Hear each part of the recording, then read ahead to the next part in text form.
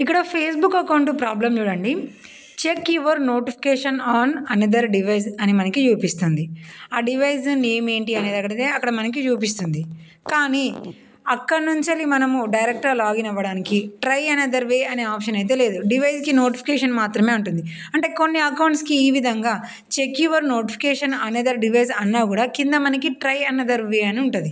So ఈ try another way select చేసుకుంటే ఏంటంటే మన నెంబర్, అది వాట్సాప్ నెంబర్ కావచ్చు, టెక్స్ట్ మెసేజ్ కావచ్చు, రెండు షో చేస్తుంది. మనకి ఏదైతే అవైలబుల్గా ఉంటుందో దాన్ని మనం సెలెక్ట్ చేసుకొని కంటిన్యూ అనగానే ఆ నెంబర్కి కోడ్ వస్తుంది. ఆ కోడ్ ఎంటర్ చేయగానే డైరెక్ట్ ఓపెన్ అయిపోతుంది. సో ఇలాగ మనం డైరెక్ట్గా మన ఫేస్బుక్ అకౌంట్ అనేది లాగిన్ అవ్వచ్చు. కానీ ఇక్కడ మనకి అయితే మాత్రము ట్రై అనదర్ వే అనే ఆప్షన్ కూడా మనకి ఏది కూడా చూపించట్లేదు. కేవలము check your notification on another device అనేది మాత్రమే చూపిస్తుంది. మరి ఇప్పుడు అనదర్ డివైస్ నుంచి వెళ్ళి మనము ఎలా ఓకే చేసుకోవాలి, అకౌంట్ ఎలా లాగిన్ అవ్వాలి అనేది మీకు నేను క్లియర్గా చెప్తాను. సో ఈ ప్రాసెస్ అయితే మాత్రము ప్రతి ఒక్కరికి కూడా చాలా యూస్ఫుల్గా ఉంటుంది. ఇక్కడ కనుక మీరు ఏమైనా మిస్టేక్ చేసిన అనుకోండి, అకౌంట్ లాక్ పడవచ్చు, లేదంటే డిసేబుల్ కూడా అయ్యే అవకాశం ఉంటుంది. సో మనం ఏం చేయాలి అంటే ఇక్కడ ఏ డివైస్ అయితే చూపిస్తుంది ఆ డివైస్ ఓపెన్ చేసి నోటిఫికేషన్ మీద క్లిక్ చేయగానే చూడండి, we have notified a new login from our location అని చూపిస్తుంది. ఆ నోటిఫికేషన్ మీద క్లిక్ చేయగానే ఇది మీరేనా కాదా అని అడుగుతుంది.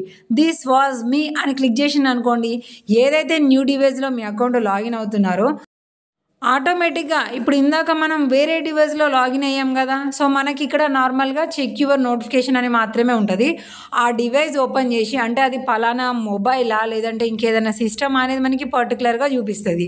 అది ఓపెన్ చేసి నోటిఫికేషన్ ఓపెన్ చేసి మనం ఓకే అనగానే ఇక్కడ మనం లాగిన్ అయి ఉన్న ఈ పేజీ ఉంది కదా, డైరెక్ట్గా మనకి అకౌంట్ అనేది ఓపెన్ అయిపోతుంది. మళ్ళీ వేరే కోడ్స్ కానీ అలా ఇలా ఏమీ అడగకుండా డైరెక్ట్గా మనకి ఫేస్బుక్ అకౌంట్ అనేది లాగిన్ అయిపోతుంది అనమాట. సో అలా లాగిన్ అయ్యేటప్పుడు డైరెక్ట్గా ఈ అకౌంట్ని ఇప్పుడు ఈ డివైస్లో మీరు డైరెక్ట్గా సేవ్ చేసుకుంటారా లేదా అని మాత్రమే అడుగుతుంది. ఇక న్యూ ఫోన్లో లాగిన్ అవుతున్నాం, న్యూ డివైస్ కాబట్టి ఇలా కొన్నిసార్లు నెంబర్స్, ఈమెయిల్స్ ఏమైనా యాడ్ చేసుకుంటా అని అడుగుతుంది. నార్మల్గా మీరు స్కిప్ అనుకుంటూ ఓకే అనుకుంటూ వెళ్ళాలి అనుకోండి, ఇక్కడ కంటిన్యూ అని క్లిక్ చేయగానే డైరెక్ట్గా మనకి ఫేస్బుక్ అకౌంట్ అనేది లాగిన్ అయిపోతుంది.